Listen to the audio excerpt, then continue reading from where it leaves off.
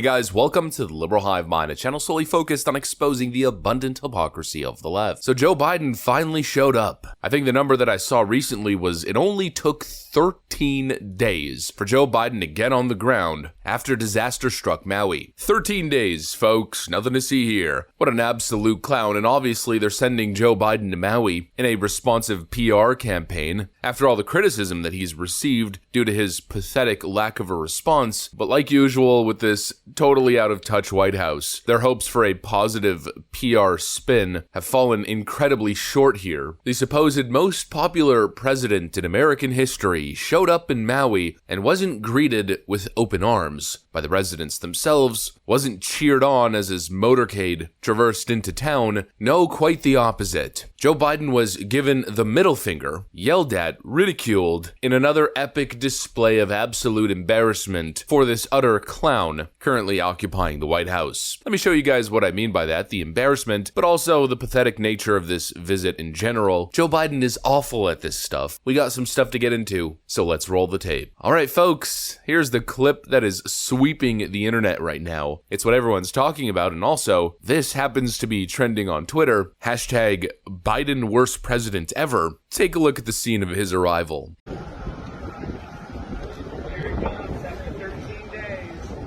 Wow, he's finally here! Wow, yeah, awesome. Yeah, thanks for nothing. Fuck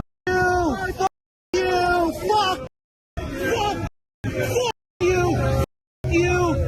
Yep, pretty much expected. Not only expected, but justified. I'm sure you heard one of the residents yell, "Here he comes after 13 days." People are posting memes with the hashtag Biden worst president ever. That really puts everything into perspective. I wish politicians would look out for minors, and not just minors on an island somewhere. Lord, we got folks in the street, ain't got nothing to eat, and the obese milking welfare. It took this guy 13 days to get on a flight and go down to Maui. You know, even if it's a symbolic gesture to at least show up, I think that's a pretty decent basic standard to show the people of Maui that you care, that it's a top priority. But instead, for 2 weeks, this clown of a president lounged on a beach chair, doing absolutely nothing. This is yet again another awful moment for Joe Biden in his presidency. It's another failed response, and clearly it's having some sort of an impact. Joe Biden is supposedly the most popular president ever and one of the most successful. Then why is it that nobody showed up? I mean, look at the dismal crowd.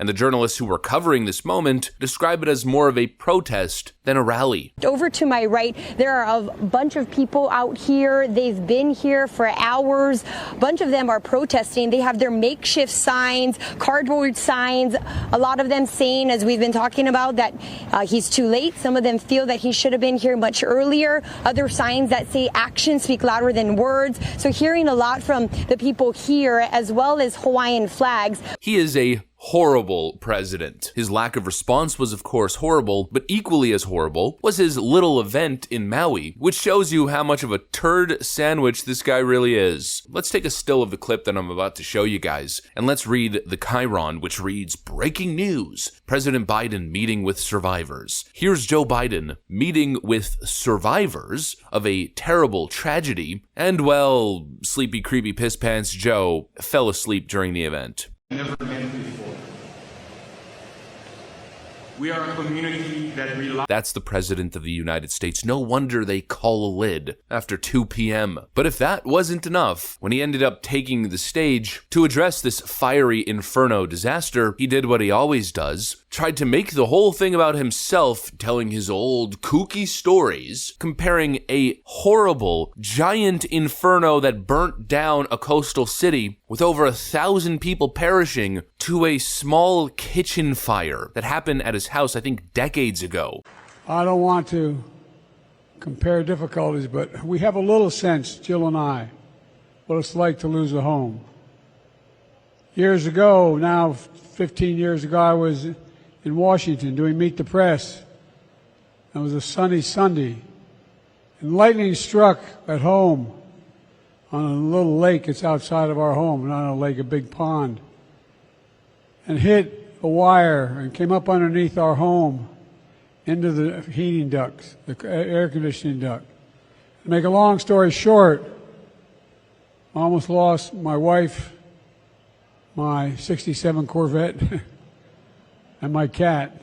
That story, by the way, is a lie. He loves to tell that story as if his whole house burnt down. But as we know, this story was debunked multiple times by the fire department themselves who handled the situation, who have stated unequivocally that it was a small kitchen fire that lasted all but 20 minutes. Then during a separate event, he goes on talking about his daughter that perished in a car crash.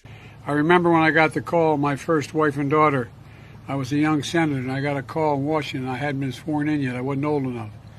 And I was hiring staff in the Capitol at Teddy Kennedy's office. And I got a phone call saying from my fire department, and a young first responder kind of panicked, "You got to come home.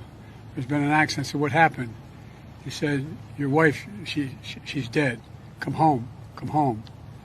The tractor trailer had broadsided her and killed her in a car accident along with my little daughter. And I remember all the way down from Washington home wondering what a lot of people here are wondering.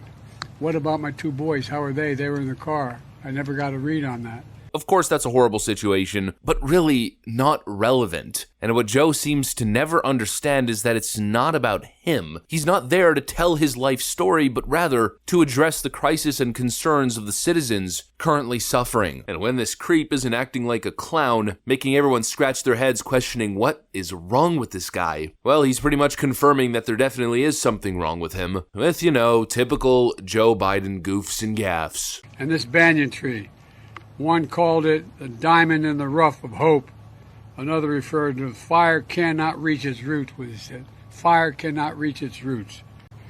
Brian Chance, our Senator Maisie, by the way, Maisie, I told my granddaughter, whose name is Maisie as well, she said, that's why I like her. Anyway, but her name is Maisie as well. And Jill Takuda, Representative Ed Chase, incoherent, falling asleep, non-existent, extremely late, and just going on and on with his kooky, embellished, ridiculous, irrelevant stories. And then, of course, quickly getting on the plane and flying back home.